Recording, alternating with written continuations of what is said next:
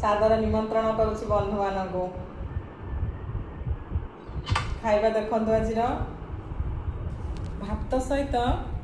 भात डाली पोटल मसला दे खाली भाजीचे एटा सजना शाग भजा पणस कठा रसा अच्छे ता सहित टेस्टी टेस्टी पुदीना चटनी अच्छी मुझे टमाटो अधिक देछि बोली लाल दिशुचे ता सहित कदली भजा अच्छी एबे जो वर्षा पवन जो धुमाळ पवन दिन काल बैशाखी कदली सजना शाग अमृतभंडा एटा सब बेले अवेलेबल बाड़ी रे सब गछ भांगी जाउची